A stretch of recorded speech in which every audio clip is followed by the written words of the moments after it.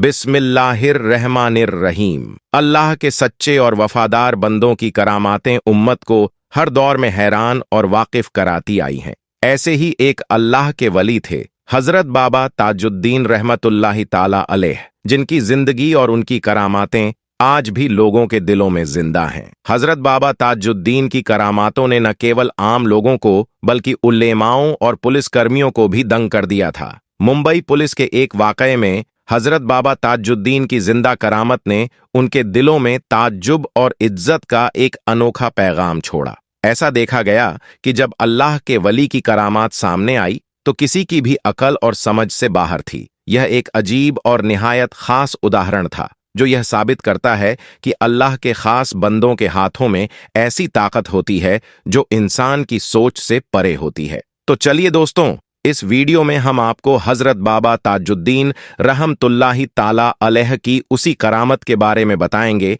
जिसे देखकर मुंबई पुलिस भी हैरान रह गई थी। बाबा ताजुद्दीन का जिक्र आते ही दिलों में मोहब्बत और इज्जत का सैलाब उमड़ पड़ता है। उनकी करामतें न सिर्फ आम लोगों बल्कि मुंबई पुलिस जैसे ताकतवर इदारों को भी हैरत में डाल देती थीं। वह अल्लाह के ऐसे दोस्त थे जिनके हाथों से होने वाले चमत्कार लोगों को ईमान की रोशनी में लाकर अल्लाह की राह पर लगा देते थे। आज हम एक ऐसी करामत का जिक्र करेंगे जिसे सुनकर आपका दिल ईमान से रोशन हो जाएगा और आप भी बाबा ताजुद्दीन की बसीरत और अल्लाह से उनके खास रिश्ते को समझ पाएंगे। दोस्तों, इस वाक्य को सही तरीके से समझने और दिल से महसूस करने के लिए इस वीडियो को अंत तक जरूर देखें। आज की इस वीडियो में हम इसी महत्वपूर्ण वाक्य पर रोशनी डालेंगे। मगर वीडियो शुरू करने से पहले आप सभी से एक विनती है कि इस वीडियो को आप शुरू से लेकर आखिर तक जरूर देखें और अगर आपने अब तक हमारे चैनल को सब्सक्राइब नहीं किया है तो अलबत्ता इसे सब्सक्राइब कर लें। साथ ही जो बेल आइकन है उसे भी दबा लें ताकि हमारी हर नई वीडियो की तुरंत नोटिफिकेशन आपको मिल सके। और अगर आपको यह वीडियो पसंद आए तो इसे लाइक करें और दूसरों तक इस्लामिक ज्ञान को पहुंचाने के लिए इसे शेयर करें। तो आइए इस वीडियो की शुरुआत करते हैं। तो दोस्तों, आज की इस वीडियो में हम जिन वाली कामिल की करामात का वाक्य समाअत कर रहे हैं, इनका पूरा नाम हजरत सैयद बाबा ताजुद्दीन रहमतुल्लाह ताला अलैह है। आप रहमतुल्लाहि ताला अलैह का आस्थाना मुबारक महाराष्ट्र के शहर नागपुर में आप ही के नाम से मशहूर ताजबाग इलाके में मौजूद है। आप रहमतुल्लाहि ताला अलैह मजबूब वाली कामिल हैं, जिसकी वजह से लोग आपको पागल और दीवाना समझते थे। मजीद वीडियो में आगे बढ़ने से पहले मैं आपको बता दूं कि मजबूब किसे कहा जाता है और मजबूब का मतलब क्या होता है। मजबूब यह जो लफ्ज है ये बना है जज्बे से, जिसका मतलब होता है खींचना। इंग्लिश में कहते हैं पुल करना।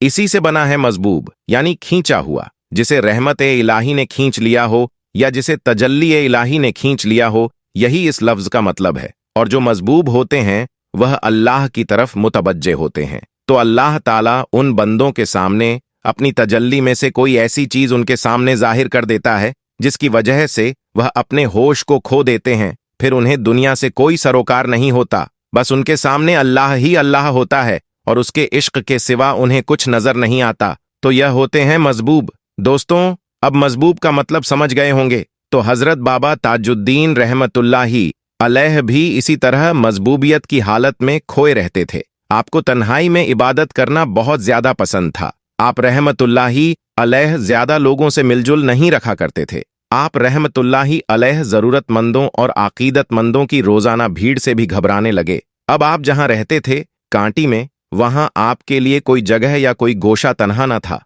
आप जहां भी होते लोग वहां जमा हो जाते। इसी वजह से आपकी इबादत और रियासत में भी खलल पैदा होने लगा। आप रहमतुल्लाहि अलैह को तन्हाई की बहुत ज्यादा जरूरत थी। आखिरकार आपने एक तरकीब सोची। आप रहमतुल्लाहि अलैह ने फरमाया, हम पागल खाने जाएंगे। फिर दूसरे ही दिन आप रहमतुल्लाहि ताला अलैह एक लेडीज क्लब जा पहुंचे जहां कुछ यूरोपीय औरतें टेनिस खेल रही थीं। आप रहमतुल्लाहि अलैह बरेहाना हालते में उन औरतों के बीच जाकर खड़े हो गए। उन अंग्रेज औरतों में कोहराम मच गया और उन्होंने पुलिस वाले को बुलाकर हजरत बाबा ताजुद्दीन रहमतुल्लाहि ताला अलैह को पुलिस के हवाले कर दिया और आपको पागल खाने भिजवा दिया। इसी तरह आप रहमतुल्लाहि ताला अलैह की दिल्ली मुराद पूरी हो गई। आप रहमतुल्लाहि ताला पुलिस की मार खाकर हंसते रहे और फरमाने लगे, फौजी, हम पागल खाने जाएंगे। इस तरह एक वली पागल बनकर पागल खाने में पहुंच गए। उस वक्त रहमतुल्लाही ताला अलैह की उम्र मुबारक 41 साल थी।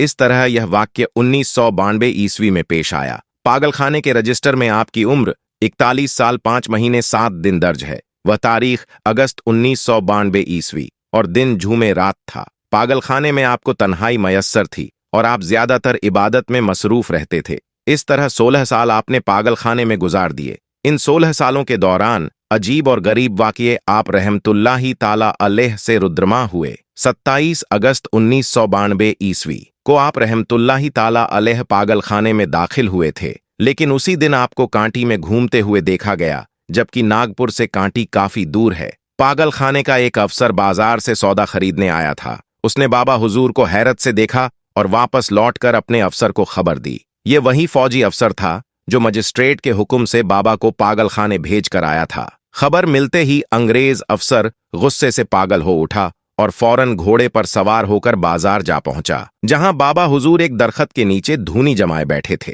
अफसर गुस्से से पागल हो उठा और घोड़ा दौड़ाकर नागपुर जा पहुंचा और जाते ही डॉक्टर पर गर्म होकर दरियादत किया। मैंने जो कल पागल को यहां छोड़ा था वह कहाँ है? वह डॉक्टर सतपटा सा गया और कहा, वह अपनी कोठरी में बंद है। वह दोनों जल्दी जल्दी उस कोठरी के पास पहुंचे जहां बाबा कैद थे। अफसर ने हैरत से देखा कि बाबा ठीक उसी हालत में कोठरी में बैठे थे जिस हालत में उसने उन्हें दरख्त के नीचे बैठे कांटी में देखा था। अफसर के दिल में बाबा हुजूर के लिए बेपनाह हकीकत पैदा हुई और वह हर इतवार को हजरत बाबा ताजुद्दीन रहमतुल्लाही ताला अलैह की दीदार के लिए अपने बाल बच्चों के साथ आने लगा। और इधर आप रहमतुल्लाही ताला अलैह का कांटी में दीदार आम बात हो गई। कभी किसी अकीदत के दरवाजे पर खड़े नजर आते और कभी किसी पेड़ के नीचे धूनी जमाए बैठे होते। इसी तरह एक और वाक्य है कि एक मर्तबा पागलखाने में जब पागलखाने के इंचार्ज डॉक्टर अब्दुल मजीद खान थे, एक रात उन्होंने हजरत बाबा ताजुद्दीन रहमतुल्लाही ताला अलैह को पागलखाने में टहलते हुए पाया तो चौकीदार पर बहुत खफा हुए कि तुमने कोठरी को बंद क्यों नहीं किया। चौकीदार ने डॉक्टर साहब को ले जाकर दिखा दिया। कोठरी का ताला लगा था और बाबा साहब उसके अंदर बंद थे। डॉक्टर साहब हैरान होकर कभी ताला देखते और कभी बाबा साहब को देखते। इतने में अंदर से हजरत बाबा ताजुद्दीन रहमतुल्लाही ताला अलैह बोले, क्या देखते हो? हवा तो आती है और जाती है। डॉक्टर साहब कायल हो गए और उनके दिल में भी आप रहमतुल्लाही ताला अलैह के लिए बेहद अकीदत पैदा हो गई और वह भी रोजाना बाबा साहब की खिदमत में हाजिर होने लगे। सुभान अल्लाह। दोस्तों, अब आइए हम उस मुकद्दस जगह की भी जियारत करते हैं जहां हजरत बाबा ताजुद्दीन रहमतुल्लाही ताला अलैह को कैद किया गया था, यानी पागलखाना। अभी आप इस मकाम की जियारत कर रहे हैं, उसी पागलखाने की जियारत कर रहे हैं जहां पर बाबा हुजूर कैद थे। इस जगह के भी गैर मुस्लिम खिदमत किया करते हैं, क्योंकि इन्हें भी बाबा ताजुद्दीन रहमतुल्लाही ताला अलैह से बड़ी अकीदत और मोहब्बत है। इस पागलखाने का एक वाक्य है कि एक दिन एक पागल किसी तरह चौकीदार की नजर से बचकर भाग गया। फरार पागल की बहुत तलाश की गई मगर वह नहीं मिला। डॉक्टर अब्दुल मजीद खान बहुत परेशान थे। बाबा साहब ने फरमाया, फिक्र मत करो, सुबह तक पागल खुद ब खुद आ जाएगा। दूसरे ही दिन वह पागल सुबह ही पागलखाने के दरवाजे पर खड़ा पाया गया। कर्मचारी पकड़कर उसे अंदर ले आए। डॉ अब्दुल मजीद खान ने उसे दरियाफ्त किया, तुम कहाँ थे? पागल बोला, हम अपने घर जा रहे थे, रास्ते में ताजुद्दीन भाई मिले और वह हमें यहां ले आए। मैं दरवाजे पर उनका इंतजार कर रहा था, तब आपके कर्मचारी मुझे पकड़कर अंदर ले आए। डॉ अब्दुल मजीद खान इस वाक्य से भी हजरत बाबा ताजुद्दीन रहमतुल्लाही ताला के सच्चे अकीदतमंद बन गए और अपने जाति मुआमलात में भी आप रहमतुल्लाही ताला से मशवरा करने लगे। तो माशा अल्लाह। दोस्तों, यह है हजरत बाबा ताजुद्दीन रहमतुल्लाही ताला की मजबूबियत और आप रहमतुल्लाही ताला की हैरत अंगेज करामात, जिसे देखकर खुद पुलिस वाला भी हैरान हो गया। तो ये होती हैं अल्लाह के वली की जिंदा करामतें, जो कि इंसानी अक्ल से परे हैं, जिनकी करामात को देखकर इंसानी अक्ल दंग रह जाती है। अब हम आपको एक अल्लाह के वली की जिंदा करामत की ज़ियारत करवाएंगे और वह करामत यह है कि एक बहुत बड़ा दरख्त जो जमीन से उखड़कर सूखा पड़ा हुआ है, लेकिन आज भी इस दरख्त पर हरी भरी सब्ज टहनियां मौजूद हैं। तो दोस्तों, आज हम जिस वली अल्लाह की बारगाह की ज़ियारत कर रहे हैं, उनका पूरा नाम हजरत मुबारक शाह गाजी रहमतुल्लाही अलैह है।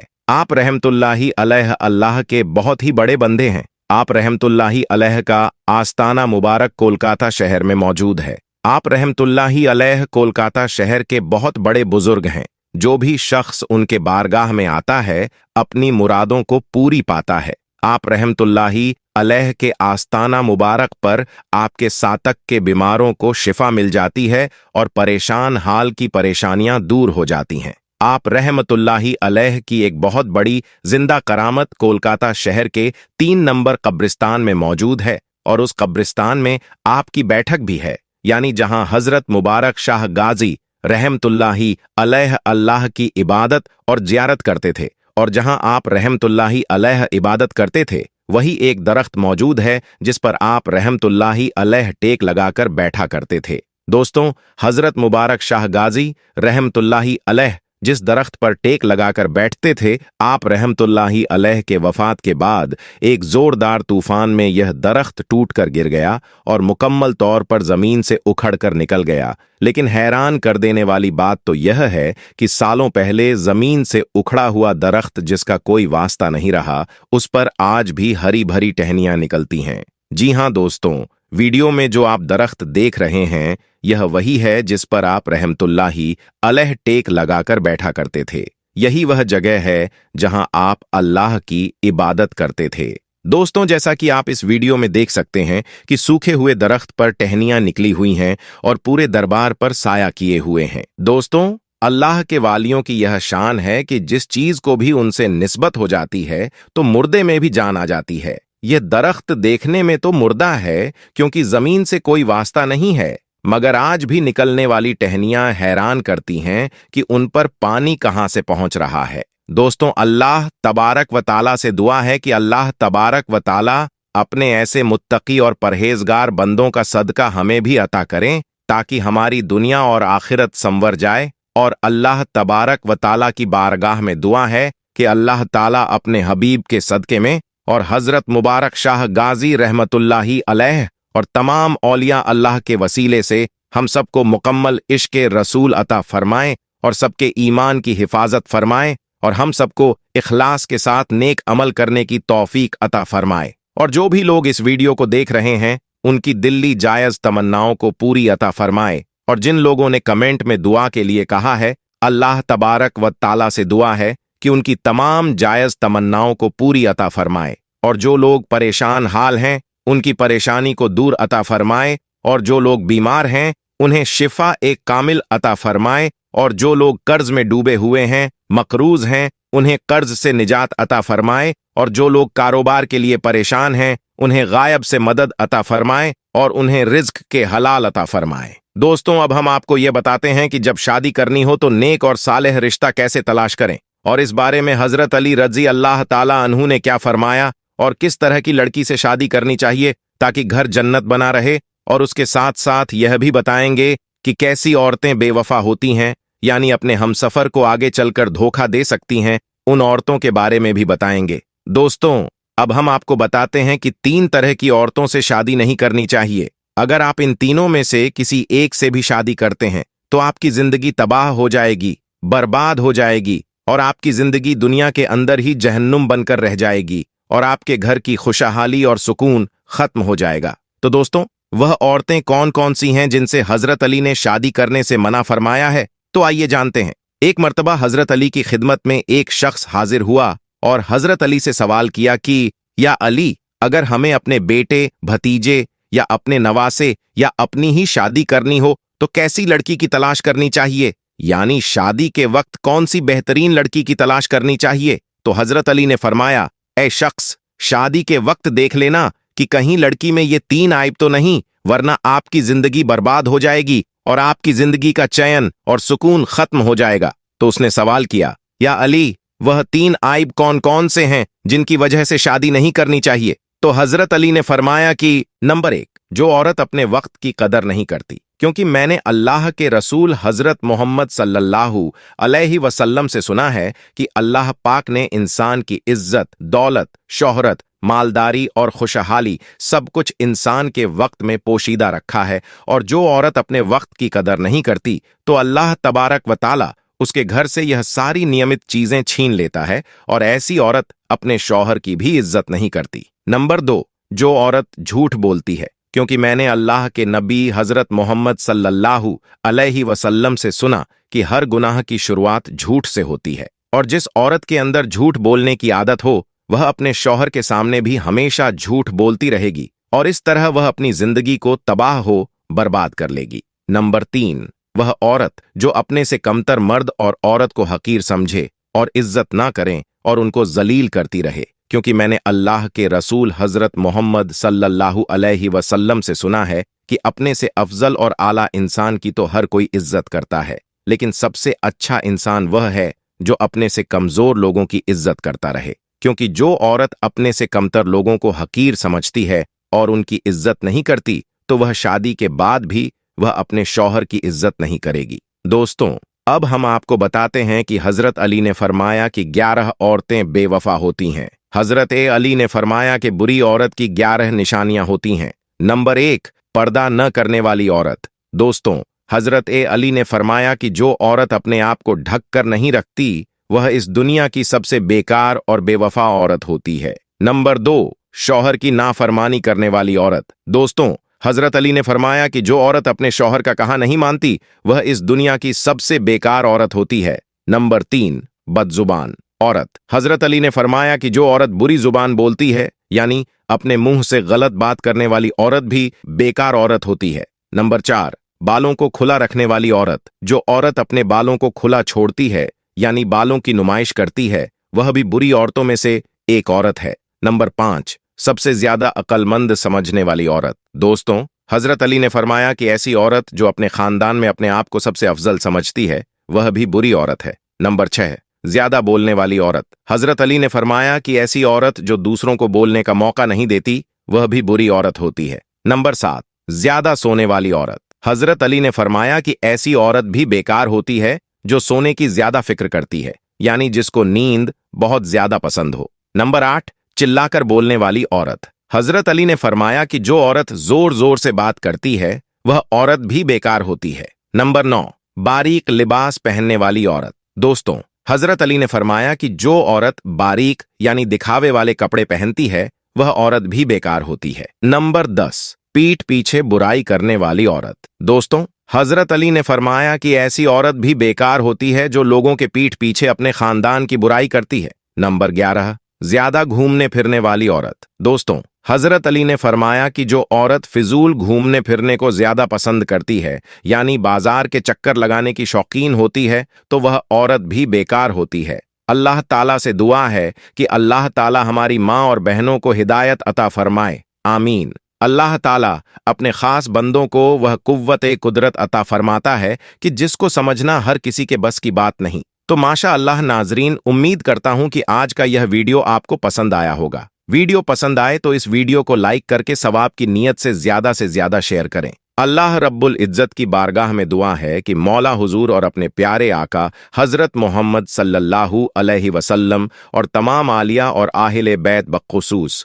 हजरत बाबा ताजुद्दीन रहमतुल्लाही ताला के सदके तुफेल हम सबको मुकम्मल इश्क़ रसूल अता फरमाए, हम सबके इमाम की हिफाजत अता फरमाए और हम सबको नेक अमल करने की तौफीक अता फरमाए। और अल्लाह की बारगाह में दुआ है कि मौला जितने भी लोग इस वीडियो को देख रहे हैं, अल्लाह ताला इन सब की तमाम जायज नेक तमन्ना, आरजू और मुरादों को पूरी अता फरमाए। जो बीमार हैं उन्हें मुकम्मल शिफा ए कामिल वाजला अता फरमाए। जो परेशान हाल हैं उनकी परेशानियों को दूर अता फरमाए। जो कर्जदार हैं अल्लाह ताला उन्हें कर्ज से निजात अता फरमाए। जो बेरोजगार हैं अल्लाह ताला उनकी रोजी में तरक्की अता फरमाए और उन्हें गायब से रिज्क अता फरमाए। और अल्लाह की बारगाह में खास दुआ है कि मौला जो लोग शादी के लिए परेशान हैं, जिन्हें अच्छे रिश्ते नहीं आ रहे हैं, अल्लाह ताला इन सभी को नेक और सालेह रिश्ता अता फरमाए। और जो लोग बेऔलाद हैं